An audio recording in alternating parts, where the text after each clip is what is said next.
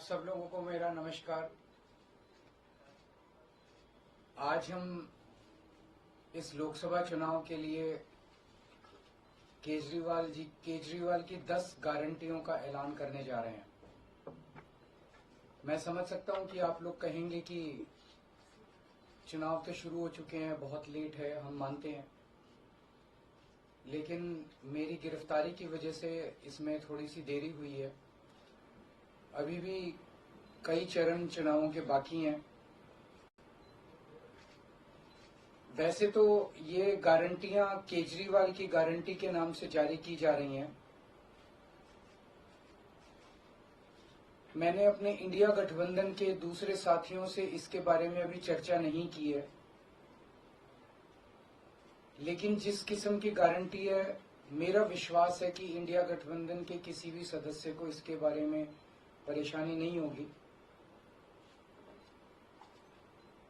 लेकिन ये केजरीवाल की गारंटी है, तो मैं इसकी गारंटी लेता हूं कि मैं अब इंडिया गठबंधन की सरकार बनने के बाद इन सब गारंटियों को मैं अपने सभी साथियों से पूरी करवाऊंगा।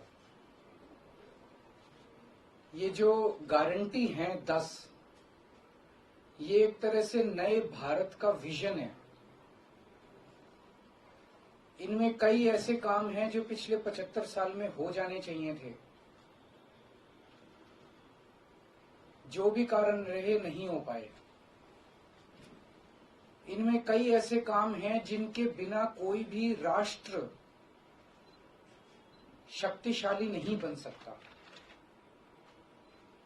मूलभूत काम है, किसी भी राष्ट्र की फाउंडेशन का काम है, नींव रखने का काम है। उसके बिना राष्ट्र आगे नहीं बढ़ सकता। उन कामों को युद्ध स्तर के ऊपर अगले 5 साल के अंदर पूरा किया जाएगा।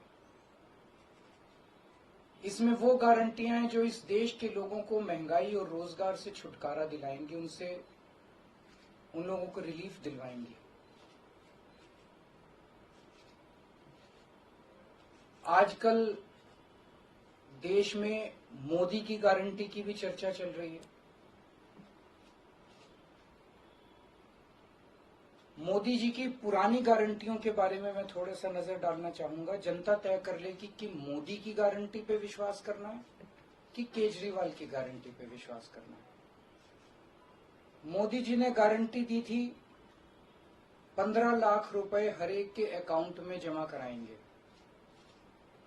वो उन्होंने नहीं कराए। मोदी जी ने गारंटी दी थी हर साल 2 करोड़ रोजगार तैयार किए जाएंगे, वो उन्होंने नहीं किए। मोदी जी ने गारंटी दी थी स्वामीनाथन रिपोर्ट लागू करके उसके हिसाब से किसानों को फसलों के दाम दिए जाएंगे, उन्होंने प्रधानमंत्री बनने के बाद इसको खारिज कर दिया कि मैं नहीं करूंगा। मोदी जी ने गारंटी दी थी कि 2022 तक किसानों की इनकम डबल हो जाएगी, वो नहीं की उन्होंने। मोदी जी ने गारंटी दी थी कि 2022 तक इस देश के हर घर के अंदर 24 घंटे बिजली का इंतजाम किया जाएगा।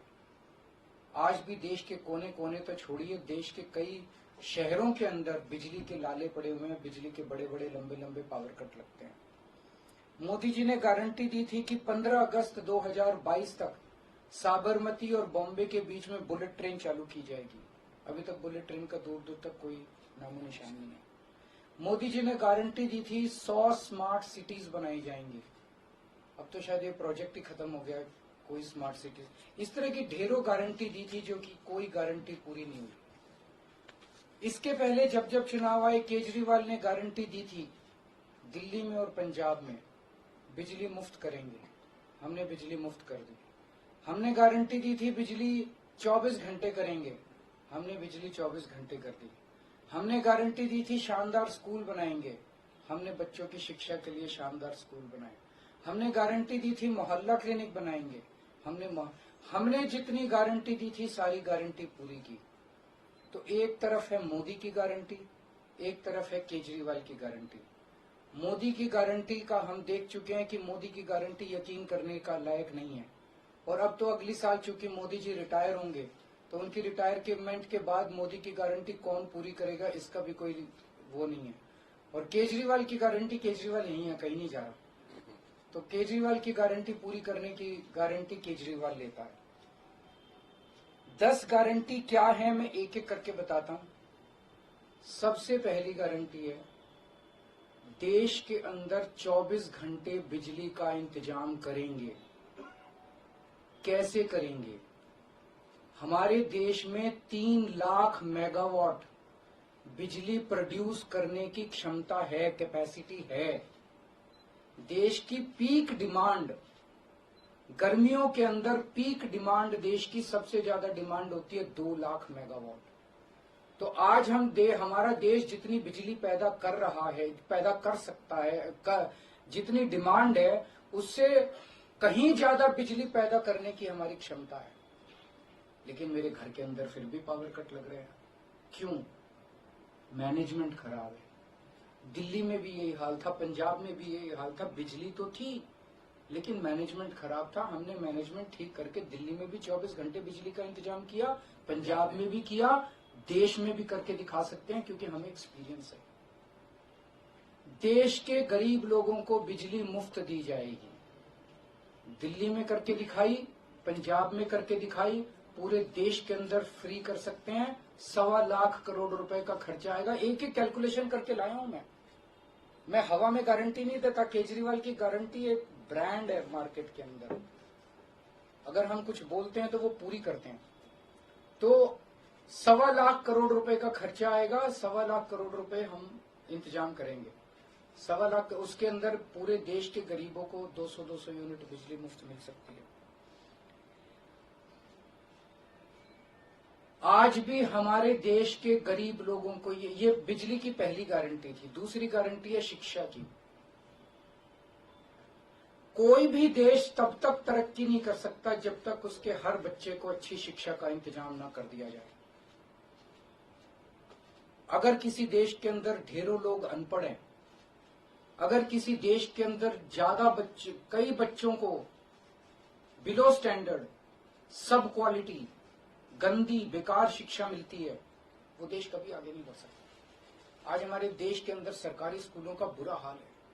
10 लाख सरकारी स्कूलों के अंदर 18 करोड़ बच्चे पढ़ते हैं जिनका कोई भविष्य नहीं है। दिल्ली के अंदर हमने करके दिखाया, पंजाब के अंदर करके दिखाया। देश के सारे सरकारी स्कूलों को शानदार बनाएंगे, अच्छे बनाएंगे, प्राइवेट स्कूलों से भी बेहतर बनाएंगे। और इस देश के अंदर पैदा होने वाले हर बच्चे के लिए, चाहे वो अमीर का बच्चा हो चाहे गरीब का बच्चा हो, अच्छी, शानदार और फ्री शिक्षा का इंतजाम किया जाएगा। अगर आप अमीर हैं, अपने बच्चे को प्राइवेट में भेजना चाहते हैं, भेजिए। लेकिन आप अगर सरकारी स्कूल में अपने बच्चे को भेजते हैं तो प्राइवेट स्कूल से किसी 1% भी कम नहीं होगी उस शिक्षा की क्वालिटी। ऐसी शिक्षा का इंतजाम गांव-गांव के कोने-कोने, देश के कोने-कोने में अच्छी शिक्षा का इंतजाम करेंगे। दिल्ली में किया, पंजाब में किया, हमें करना आता है, हमारी नीयत है। ये काम आजादी के वक्त हो जाना चाहिए था लेकिन नहीं हुआ। देर आए दुरुस्त आए। आजादी के 75 साल बाद भी हो गया तो बहुत अच्छी बात है। इस काम को करने के लिए 5 लाख करोड़ रुपए लगेंगे। 2.5 लाख करोड़ रुपए केंद्र सरकार देगी, 2.5 लाख करोड़ रुपए राज्य सरकार देगी। हर साल 5 साल में हर साल 50,000 करोड़ रुपए का खर्चा आएगा केंद्र सरकार को। 50,000 करोड़ तो कुछ भी नहीं। अगर 50,000 करोड़ रुपए सालाना खर्चे में मेरे देश के बच्चा अगर 18 करोड़ बच्चों को अच्छी शिक्षा मिल जाए, इससे अच्छा और क्या हो सकता है। तीसरा, स्वास्थ्य। अगर मेरे देश की जनता स्वस्थ होगी, बीमारी नहीं होगी, तो देश तरक्की करेगा। पढ़ी लिखी जनता होगी, स्वस्थ जनता होगी, तो ये 140 करोड़ लोग ही तो इस देश को आगे ले जाएंगे। कोई एक प्रधानमंत्री थोड़ी देश को आगे ले जाता है, जनता आगे ले जाती है। तो सब लोगों को अच्छे इलाज का इंतजाम करेंगे। आज अगर किसी को के घर में कोई बीमार हो जाए, बड़ी बीमारी हो जाए, सरकारी अस्पतालों का बुरा हाल है पूरे देश के अंदर और प्राइवेट वालों ने लूट मचा रखी है। पूरे देश में कोने कोने में, हर गांव में, हर मोहल्ले में मोहल्ला क्लिनिक खोला जाएगा। शानदार डिस्ट्रिक्ट हॉस्पिटल जितने हैं उनको मल्टी स्पेशलिटी बना के उनको शानदार प्राइवेट हॉस्पिटल्स की तर्ज पे बनाया जाएगा। और इस देश में पैदा होने वाले हर व्यक्ति का पूरा इलाज मुफ्त होगा। इंश्योरेंस के आधार पे नहीं होगा। ये बहुत बड़ा स्कैम है। जितनी सरकारी, राज्य सरकारें, केंद्र सरकार इंश्योरेंस आधारित जो स्कीम बनाती हैं, ये सब बहुत स्कैम है इंश्योरेंस कंपनीज के साथ। हम इंफ्रास्ट्रक्चर क्रिएट करेंगे, कोने कोने के अंदर, गांव गांव के अंदर इंफ्रास्ट्रक्चर क्रिएट करेंगे, हेल्थ इंफ्रास्ट्रक्चर क्रिएट करेंगे, अस्पताल बनाएंगे, मोहल्ला क्लिनिक बनाएंगे, ताकि लोग वहां जाके अपना इलाज करा सकें। और सबका इलाज मुफ्त होगा, चाहे अमीर हो चाहे गरीब हो। इसके लिए भी 5 लाख करोड़ रुपए का खर्चा आएगा। 2.5 लाख करोड़ राज्य सरकार देगी, 2.5 लाख करोड़ केंद्र सरकार देगी। 5 साल के अंदर 5 लाख करोड़ रुपए, हर साल 50-50 हजार करोड़ का खर्चा आएगा। राष्ट्र सर्वोपरि, हमारी चौथी गारंटी। चीन ने हमारे देश की जमीन पे कब्जा कर लिया है। हमारी केंद्र सरकार से जब भी पूछा जाए, वो कहते हैं कोई नहीं आया, कुछ नहीं हुआ। सब जानते हैं, पूरी दुनिया जानती है, सैटेलाइट का जमाना है, सबके पास तस्वीरें हैं कि किस तरह से चीन ने हमारी सरजमी के ऊपर घुस के और उसके हमारी जमीन के ऊपर कब्जा कर लिया। जुठलाने से समस्या का समाधान नहीं होगा, लोगों से छुपाने से समस्या का समाधान नहीं होगा। हमारे देश की सेना के अंदर बहुत ताकत है। हमारे देश की सेना को एक बार इजाजत तो दीजिए, उसको स्वतंत्रता तो दीजिए काम करने की। वो देखिए आपको जीत के लाती है। तो हमारे देश की जितनी जमीन पे चाइना ने कब्जा किया हुआ है, उस जमीन को चाइना के कब्जे से छुड़वाएंगे। इसके लिए एक तरफ डिप्लोमेटिक लेवल पे एफर्ट्स किए जाएंगे और सेना को पूरी स्वतंत्रता दी जाएगी कि वो इसके बारे में जो कदम उठाना चाहे कदम उठा सकती है। सेना को आज जो रोका जा रहा है वो रोका नहीं जाएगा। आज हमारी ये अग्निवीर योजना जो है कि हमारे युवाओं को फौज में भर्ती करके 4 साल के बाद निकाल दिया जाता है। लोगों की एक ओनरशिप नहीं बनती। 4 साल के बाद अगर आप निकाल देंगे तो एक तरह से हम सेना को सबसे कटिंग एज लेवल के ऊपर हम कमजोर कर रहे हैं। ये अग्निवीर योजना सेना के लिए भी बहुत हानिकारक है और जो बच्चे युवा हमारे अग्निवीर बन के जा रहे हैं वो लोग भी बहुत त्रस्त हैं। अग्निवीर योजना को बंद किया जाएगा। जितने बच्चों को अभी तक अग्निवीर में शामिल किया जाए उनको पक्का डिक्लेयर किया जाएगा। उनको पक्का राष्ट्रीय सम्मान भी नहीं मिलता संस्कार के समय, तो उनको पक्का किया जाएगा, उनको पक्का डिक्लेयर किया जाएगा। और सेना के अंदर ये ठेकेदारी के ऊपर एक तरह से कच्चे में अग्निवीर तो कच्ची नौकरी हुई ना, कच्ची नौकरी ये बंद की जाएगी और वापस पक्के के अंदर बच्चों को लिया जाएगा। और सेना को ये अग्निवीर योजना लाए थे क्योंकि केंद्र सरकार का मानना था कि सेना के ऊपर उनकी तनख्वाह और उनकी पेंशन के ऊपर पैसा ज्यादा खर्च हो रहा है। सेना के ऊपर, उस देश की सुरक्षा के ऊपर जितना पैसा खर्च करने की जरूरत है उतना पैसा खर्च किया जाएगा। देश की सुरक्षा के साथ खिलवाड़ नहीं किया जा सकता। छठी गारंटी किसानों के लिए। किसानों को आप इज्जत की जिंदगी दे सकते हैं अगर आप उनको उनकी फसलों के पूरे दाम दे दें। किसान कोई भीख नहीं मांग रहा, किसान अपना हक मांग रहा है। किसान अपनी बारिश में, धूप में मेहनत करके और अपनी फसल उगाता है और उसके बाद जब उसको फसलों के पूरे दाम नहीं मिलते तब वो अपने ऋण नहीं चुका पाता, आत्महत्या करने के लिए मजबूर होता। अगर आप उसकी फसलों के दाम सुनिश्चित कर दें तो किसान को आपसे कोई फेवर नहीं चाहिए। स्वामीनाथन रिपोर्ट के आधार के ऊपर किसानों को उनकी फसलों के पूरे, सभी फसलों के पूरे दाम एमएसपी के आधार पर पूरे दाम दिलवाए जाएंगे। 7वीं गारंटी, दिल्ली को पूर्ण राज्य का दर्जा दिलवाया जाएगा, जो दिल्ली वासियों का कई दशकों से दिल्ली के लोगों का हक है। बेरोजगारी, आज पूरे देश का युवा बेरोजगारी से त्रस्त है। इसके लिए हमने बहुत डिटेल्ड प्लानिंग की है। हमारे मंत्रियों ने, हमारी टीम ने बैठ के, सब लोगों ने बैठ के कि 1 साल के अंदर 2 करोड़ रोजगार का इंतजाम किया जाएगा ताकि हमारे युवकों को बेरोजगारी से निकाला जा सके। ये प्रोडक्टिव और इफेक्टिव एम्प्लॉयमेंट होगी। भ्रष्टाचार, बीजेपी की वॉशिंग मशीन को चौराहे के ऊपर खड़ा करके तोड़ा जाएगा। बीजेपी की वॉशिंग मशीन इस देश का भ्रष्टाचार का सबसे बड़ा कारण है। सबसे बड़ा सोर्स जो है वो बीजेपी की वॉशिंग मशीन है। ईमानदार लोगों को जेल भेजने और बेईमानों को संरक्षण देने की आज जो मौजूदा व्यवस्था है, इस व्यवस्था को समाप्त किया जाएगा। दिल्ली और पंजाब में जिस तरह से हमने भ्रष्टाचार पे दोनों लेवल पे, छोटे लेवल का भ्रष्टाचार और बड़े लेवल का भ्रष्टाचार हमने जो वार किया है, उसी लेवल पे इफेक्टिव तरीके से पूरे देश को भ्रष्टाचार से निजात दिलवाई जाएगी। और 10वीं और आखिरी गारंटी व्यापारियों के लिए, अगर किसी देश के अंदर व्यापारी और उद्योगपति खुल के व्यापार नहीं कर सकते, अपने व्यापार को नहीं बढ़ा सकते, तो वो देश कभी तरक्की नहीं कर सकता। उस देश के अंदर कभी जॉब्स पैदा नहीं हो सकते। और ये डेटा बताता है कि पिछले 8-10 साल के अंदर इस देश के 12 लाख हाई नेटवर्थ इंडिविजुअल्स, बड़े बड़े अमीर लोग इस देश के अंदर व्यापार और उद्योग बंद करके विदेशों में चले गए हैं, क्योंकि इस देश के अंदर आतंक मचा रखा है सरकार, केंद्र सरकार ने, उन लोगों को डराने का, धमकाने का। जीएसटी को पीएमएलए से बाहर किया जाएगा, जीएसटी का सरलीकरण किया जाएगा, सारी प्रशासनिक और लीगल व्यवस्थाओं को सरलीकरण किया जाएगा और एक ऐसी व्यवस्था की जाएगी कि अगर इस देश के अंदर कोई सही तरीके से व्यापार करना चाहे तो वह व्यापार कर भी सकता है, उद्योग खोल भी सकता है, ज्यादा परमिशंस की जरूरत नहीं होगी और बड़े स्तर के ऊपर हम व्यापार को और उद्योग को, हमारा टारगेट चाइना को पीछे छोड़ना है, जो आज इस दुनिया के अंदर इसमें व्यापार में और उद्योग में और प्रोडक्शन में बहुत आगे है। हमारा कंपटीशन उनके साथ है। तो इसके लिए सभी व्यापारियों को, उद्योगपतियों को आगे बढ़ने का मौका दिया जाएगा। ये हम लोगों की 10 गारंटी है और मजबूत गारंटी है और मैं समझता हूं कि देश को इन सब उससे तरक्की मिलेगी।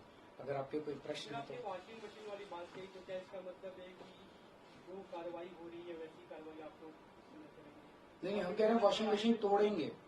हम ये कह रहे हैं कि आज ईमानदार लोगों को पकड़ पकड़ के जेल भेजा जा रहा है, बेईमानों को वो अपनी पार्टी में शामिल करके संरक्षण देते हैं और उनको ईडी और सीबीआई के केस, ये व्यवस्था बंद की जाएगी। जो असली बेईमान है, जिन्होंने असली में बेईमानी की है, उन लोगों को पकड़ा जाएगा। इस तरह से पॉलिटिकल तरीके से विक्टिमाइजेशन बंद किया जाएगा। प्रधानमंत्री कुंभ को लेकर जो बात की, उसमें गृह मंत्री का बयान है, उन्होंने कहा कि जो भाजपा की कानून में ऐसी बात नहीं लिखी हुई और देश भर के लोग चाहते हैं उत्तर से दक्षिण तक की नरेंद्र मोदी। देखिए, कल मैंने बोला था कि मैंने क्या बोला था, 2014 में प्रधानमंत्री जी ने खुद ने कानून बनाया था, अपने नियम बनाए थे बीजेपी के लिए कि 75 साल की उम्र होने पे भारतीय जनता पार्टी के अंदर उनको कोई, भारतीय जनता पार्टी अपने किसी भी नेता को किसी तरह की कोई जिम्मेदारी नहीं देगी और उनको रिटायर किया जाएगा। उस नियम के आधार पे आडवाणी जी को रिटायर किया गया, मुरली मनोहर जोशी जी को रिटायर किया गया, सुमित्रा महाजन जी को रिटायर किया गया, यशवंत सिन्हा जी को रिटायर किया गया, रीता बहुगुणा जोशी जी को रिटायर किया गया, संतोष गंगवार जी को, कई लोगों को रिटायर किया गया, यशवंत सिन्हा जी को रिटायर किया गया। तो कल जब मैंने कहा कि उस नियम के हिसाब से 17 सितंबर 2025 यानी कि अगले साल प्रधानमंत्री जी जब 75 साल के हो जाएंगे तो वो भी रिटायर हो जाएंगे। जब मैंने ऐसे कहा तो कल मैंने देखा कि बीजेपी के बहुत सारे नेताओं ने ये कहा कि वो नियम 75 साल वाला मोदी जी के ऊपर लागू नहीं होता। तो मैं समझता हूं कि जब भी ऐसा कुछ होता है, जब किसी पार्टी के सबसे बड़े नेता के ऊपर कोई टिप्पणी की जाती है तो जाहिर तौर पे उनकी पार्टी के लोग उनको उनके समर्थन में बोलते हैं। लेकिन मैं समझता हूं कि प्रधानमंत्री जी ने कुछ नहीं बोला अभी। उनकी पार्टी के नेता कह रहे हैं कि नहीं, हम उनको रिटायर नहीं होने देंगे, ये उनकी भावना है, उनके पार्टी के नेताओं की भावना है। प्रधानमंत्री जी ने जो नियम बनाया जिसके तहत आडवाणी जी को रिटायर किया गया, मैं समझता हूं कि प्रधानमंत्री जी किसी भी हालत में उस नियम को अपने ऊपर लागू होने से नहीं रोकेंगे। वो ऐसा नहीं कहेंगे कि उस जिस नियम में आडवाणी जी रिटायर हुए मैं उस नियम पे अपने ऊपर नहीं, या तो प्रधानमंत्री जी कह दें कि वो नियम अब मेरे ऊपर लागू नहीं होगा, आडवाणी जी के लिए बनाया था वो, या तो वो कह दें। लेकिन मैं नहीं समझता कि प्रधानमंत्री जी ऐसा कहेंगे। तो जाहिर तौर पे बाकी नेता सारे सपोर्ट कर रहे हैं उनको, लेकिन प्रधानमंत्री जी तो रिटायर होंगे। वो ऐसा, मेरी गुजारिश ये है कि प्रधानमंत्री जी ये बता दें कि उनका सक्सेसर कौन होगा, नहीं तो आपस में मारकाट मचेगी उनके अंदर। दूसरी चीज, एक और चीज है, कल मैंने जो कहा कि वन लीडर वन नेशन का जो वन नेशन वन लीडर का जो उनका वो आइडिया चल रहा है, उसके तहत एक तरफ वो विपक्ष के सारे नेताओं को जेल भेज रहे हैं और अपनी सारी पार्टी के सारे नेताओं की राजनीति खत्म कर रहे हैं। शिवराज सिंह चौहान जी की, वसुंधरा राजे की, डॉक्टर रमन सिंह को राजनीति से गायब खत्म कर दिया, खट्टर साहब को कर दिया। और अब जब मैंने जनता से पूछा, सारी जनता बोली योगी जी का अगला नंबर है। तो कल इनकी पार्टी के सारे नेताओं ने मोदी जी के लिए तो कहा कि मोदी जी पे 75 साल वाला लागू नहीं होगा, लेकिन एक भी नेता ने ये नहीं कहा कि योगी जी को नहीं हटाया जाएगा। तो एक तो ये पक्की हो गई पिछले 24 घंटे में बात कि अगले 2 महीने के अंदर योगी जी को उत्तर प्रदेश के सीएम से हटाया जा रहा है। इस देश के बच्चे बच्चे की जुबान पे ये था कि योगी जी को अगले 2 महीने में चुनाव जीतते ही ये लोग हटाएंगे। तो ये बात तो कल पक्की होगी कि योगी जी को हटाया जा रहा है। सर, आपने अक्साई सिंह का नाम लिया पर पीओके का नाम नहीं लिया। पीओके पे क्या रणनीति रहेगी हमारी? बिल्कुल, वो इसका हिस्सा है, भारत का हिस्सा है, उसको भी वापस लेके रहेंगे। आप पीएम की गारंटी के सापेक्ष अपनी गारंटी लाए हैं, आपने अपने कुलीग से भी बात नहीं की। सबसे बात करके लाया हूँ मैं। जो इंडिया अलायंस है, आपको नहीं, मैं सहमत हूँ, मैं उसके लिए माफी मांगता हूँ। मैं इंडिया अलायंस के सभी पार्टनर से, क्योंकि समय कम था, चुनाव आधा बीत चुका है, मैं माफी मांगता हूँ उनसे। लेकिन मैं समझता हूँ कि स्कूल खोलने पे, अस्पताल खोलने पे उनको आपत्ति नहीं होनी चाहिए। और मैं समझता हूँ उनसे जब मौका गारंटी है आपकी, तो क्या लगता है कि चुनाव बाद अगर इंडिया गठबंधन आता है तो आप भी पीएम पद के लिए ना, मैं पीएम पद में, लेकिन जो भी सरकार बनेगी उस सरकार से मैं करवा के लाऊंगा, मेरे पे भरोसा करो। Thank you. इसको दिखा दो। हाँ, एक गारंटी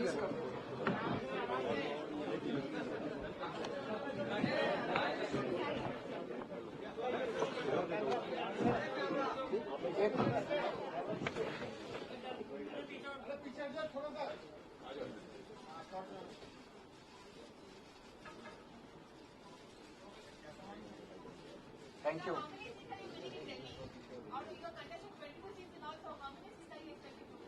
दिल्ली में सारी बीजेपी हारेगी सारी, जितनी है माहौल। आप एक बार जाके देखो, आप तो सारे पत्रकार घूमते ही रहते हो। आज शाम को 2 जगह जा रहा हूँ, मोती नगर और